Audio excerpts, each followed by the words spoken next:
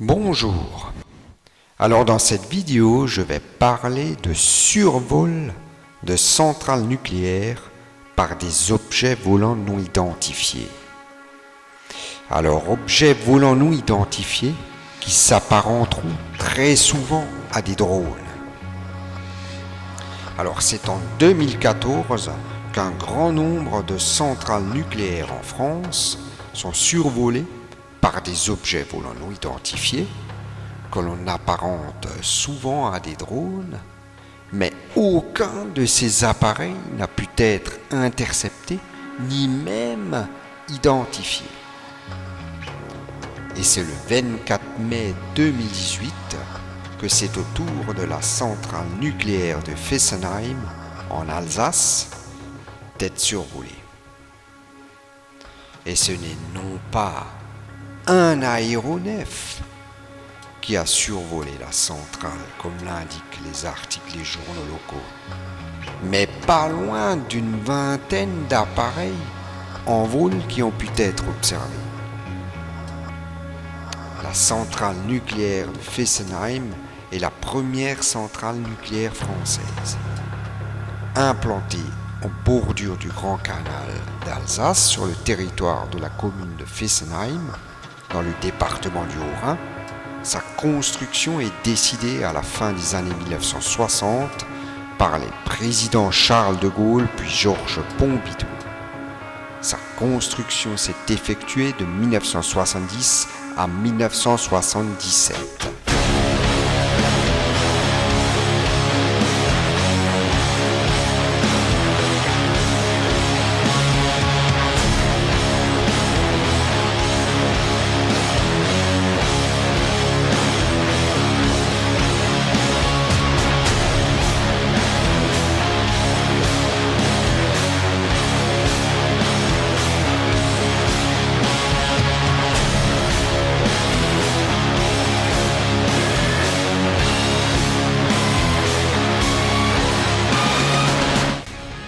C'est un gendarme en mission de surveillance à la centrale avec 7 autres personnes dont 3 gendarmes du PSPG qui est le peloton spécialisé de la protection de la gendarmerie et 4 agents de sécurité qui auraient vu plusieurs aéronefs non identifiés survolant la centrale le jeudi 24 mai 2018 à partir de 22h40.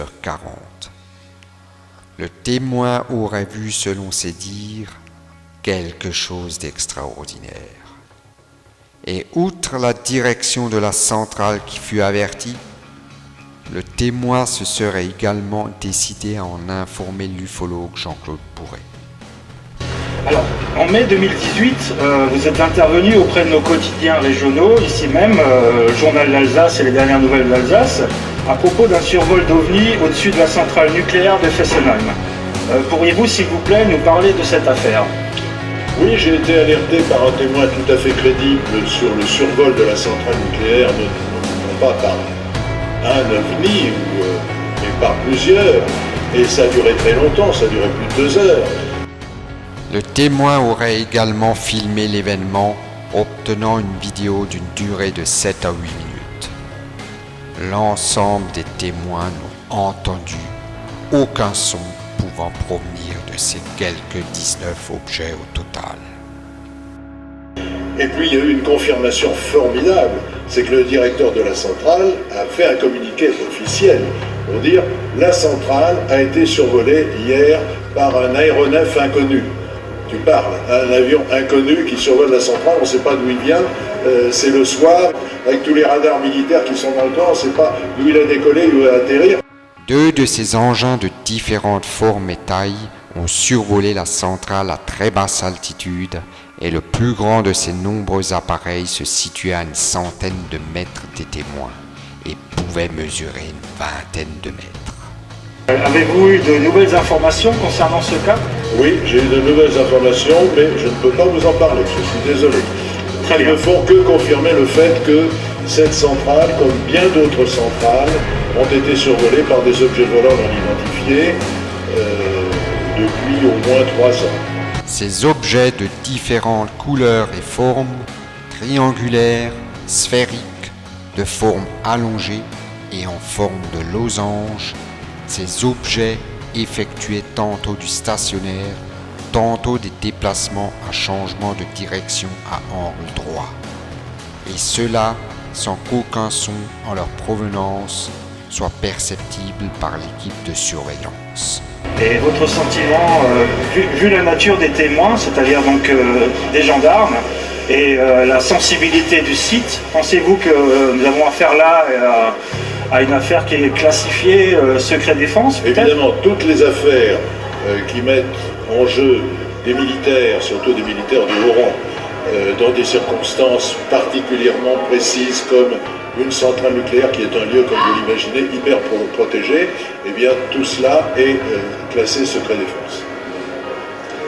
Pourrait-il s'agir de drones utilisés par Greenpeace ? Différentes centrales nucléaires en France furent la cible de Greenpeace, qui est une organisation non gouvernementale, internationale, de protection de l'environnement, et la centrale nucléaire de Fessenheim en fut la cible le 18 mars 2014. Bien écoutez, je suis en face de la centrale de Fessenheim actuellement. Les militants européens de Greenpeace sont rentrés vers 5h30 ce matin. Ils occupent actuellement la centrale. Ils sont sur le toit du réacteur et ils viennent de déployer juste à l'instant une gigantesque banderole sur laquelle est écrit « Stop Risking Europe », arrêtez le risque nucléaire en Europe. Combien sont-ils donc dans cette centrale et comment sont-ils entrés, comment ont-ils pénétré dans la centrale de Fessenheim ce matin, Cyril Cornier ? Alors ils sont une cinquantaine, actuellement j'en vois au moins une vingtaine sur le toit du réacteur numéro 1 et sur le toit de la piscine. Alors comment ils sont rentrés, ce qui est sûr c'est qu'effectivement ils sont rentrés dans une centrale nucléaire et ils montrent effectivement qu'il y a un problème de sécurité du site. Mais au-delà de la sécurité du site nucléaire de Fessenheim, c'est la sûreté elle-même de fonctionnement des réacteurs nucléaires qu'on ne peut pas garantir. Et c'est ce qu'ils sont venus dénoncer aujourd'hui ici en demandant l'arrêt de cette centrale mais aussi l'arrêt des centrales vieillissantes partout en Europe et en France. Bon, je ne crois pas que Greenpeace dispose de drones de 20 mètres d'envergure capables de faire du stationnaire en silence. 2 drones qui survolent le site nucléaire de La Hague en France et un fumigène déposé sur le toit d'une des piscines de stockage des combustibles irradiés. C'est la nouvelle action coup de poing de Greenpeace. Comme à son habitude, l'ONG entend dénoncer la vulnérabilité des installations nucléaires.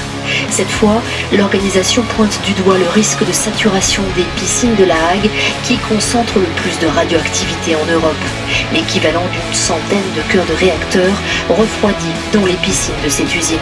Greenpeace affirme que leurs toits en simple tôle métallique sont bien trop fragiles pour protéger les bassins. Le groupe Orano qui gère le site répond qu'ils sont conçus pour résister à la chute d'un aéronef. Greenpeace n'en est pas à son premier coup d'éclat. En juillet dernier, dans la centrale nucléaire du Bugey, près de Lyon, ce drone, aux allures de Superman, était allé percuter le mur du bâtiment qui abrite la piscine de combustible usé. Quelques minutes plus tard, un avion télécommandé lui aussi par des militants de l'ONG pénétrait dans la zone d'interdiction et s'écrasait contre le même mur. Des actions spectaculaires qui ont déclenché en France une enquête parlementaire sur la sécurité nucléaire. Son rapport souligne la fragilité et les failles du parc français et appelle à renforcer la sécurité des centrales. Après, on pourrait également soupçonner des pilotes de drones avides de sensations fortes. Mais quand on constate que plusieurs survols sur différentes centrales ont été effectués en même temps, on ne parlerait plus de pilote de drone, mais d'une organisation qui serait très étonnamment invisible aux yeux des services de sécurité. Des zones aériennes strictement interdites, et pourtant ces dernières semaines, des drones non identifiés ont réussi à survoler au moins 13 centrales nucléaires. Pour le moment, aucune piste, mais la ministre de l'écologie tente de rassurer. Le survol de centrales, même s'il est interdit, vous le savez, donc il y a des plaintes d'EDF qui vont suivre leur cours, aujourd'hui ne faut poser aucun risque sur ces centrales qui, comme vous le savez, sont construites pour résister à la fois aux secousses sismiques et même aux chutes d'avions sur une centrale.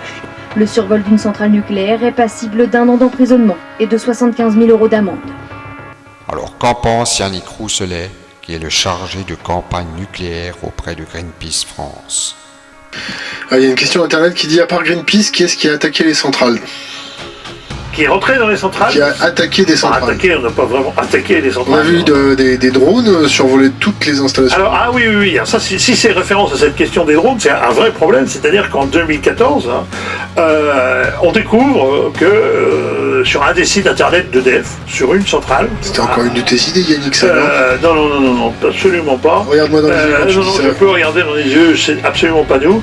Donc, on découvre qu'il y a un survol à Cattenom. Et puis, on s'aperçoit qu'il y en a un autre à Gravelines. Et puis, on fait la synthèse. Et finalement, il y avait eu déjà une très grande série de survols, dont certains à Saclay aussi, en région parisienne. Et le problème, c'est que c'était pas nous. Donc là, immédiatement, on a décidé de communiquer. Et je peux vous assurer que l'après-midi même, j'ai envoyé un mail à l'ASN, au HFTS, au fonctionnaire de défense et de sécurité, et à l'IRSN pour leur dire attention, faites gaffe, c'est pas nous. Parce qu'évidemment, la facilité, c'est de penser que c'est Greenpeace, c'est de pas chercher les responsables. Et là, on pouvait avoir un gros problème.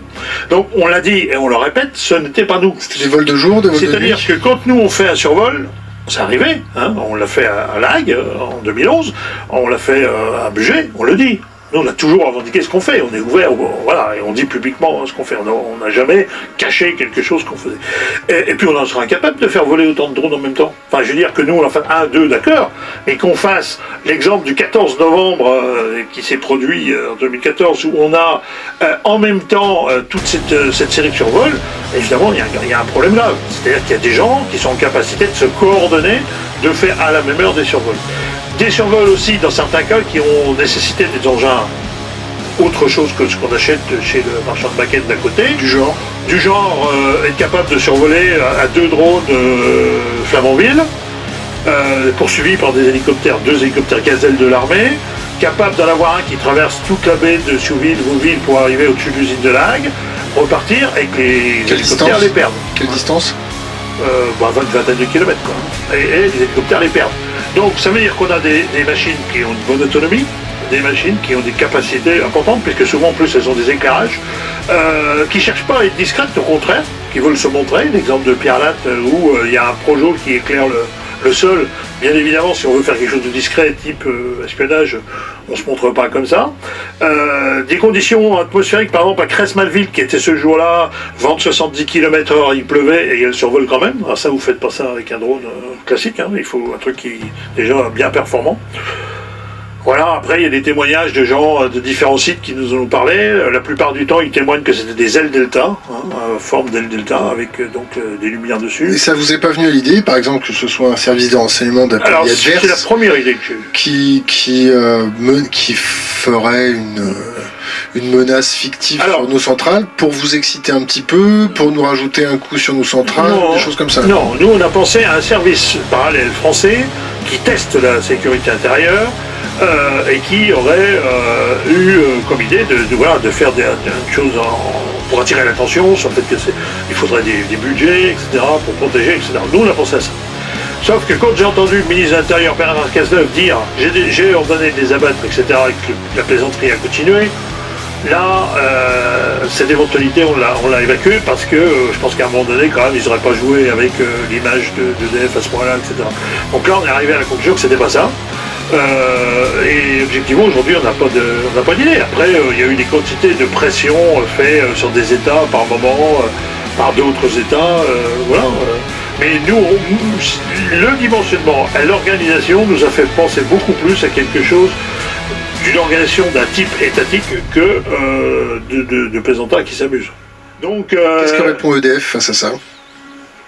C'est le déni, comme d'habitude. À partir du moment où il n'y a pas de réponse, c'est toujours, c'est pas un problème, parce que évidemment, si on admet que c'en est un, mais qu'on n'a pas de réponse, bon, malgré tout, il a été admis que c'en était un, puisqu'il y a eu cette commission parlementaire à l'époque, avec Lopez, qui a fait des auditions, dans lequel il était décidé de lancer ce programme de recherche de contre-mesures pour protéger les centrales. À Fessenheim, la direction de la centrale nucléaire a fait renforcer la surveillance du site et a déposé plainte le vendredi 25 mai 2018 auprès de la gendarmerie. En rapport ou non avec cette apparition, un jour plus tard, dans la nuit de vendredi 25 mai au samedi 26 mai, un dégagement de fumée venant d'un tableau électrique dans la salle des machines de la centrale, déclenche l'alarme et amène à l'intervention des sapeurs-pompiers.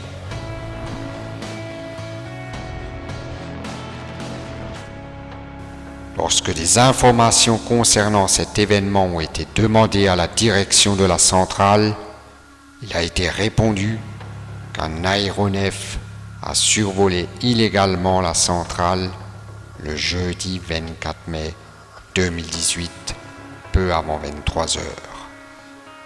Mais concernant le témoignage sur la quelques vingtaine d'objets observés au-dessus et aux abords de la centrale de cette nuit-là, aucune confirmation officielle n'a pu être obtenue jusqu'à présent.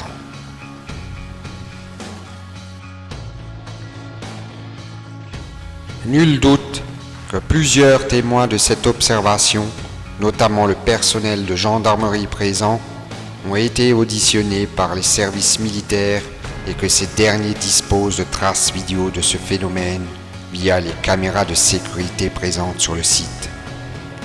On peut aussi affirmer avec quasi-certitude, comme le fait Jean-Claude Bourret, que tout ceci ne sera pas communiqué au grand public, vu que cet épisode est en rapport avec la sécurité d'un site sensible.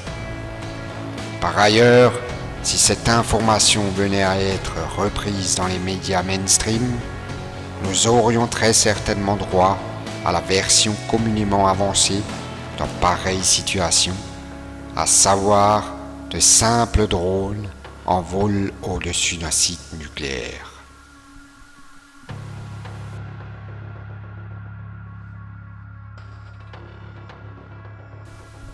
Les sites nucléaires en tout genre sont la cible d'objets d'origine inconnue et cela ne date pas d'hier.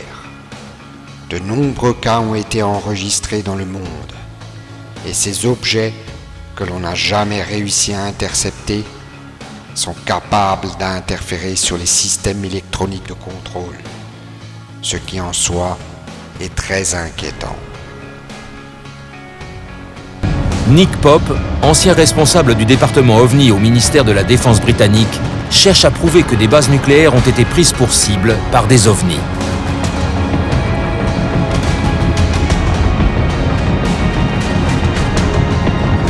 Il enquête sur un épisode alarmant au cours duquel un éventuel OVNI aurait survolé un silo à missiles dans le Montana.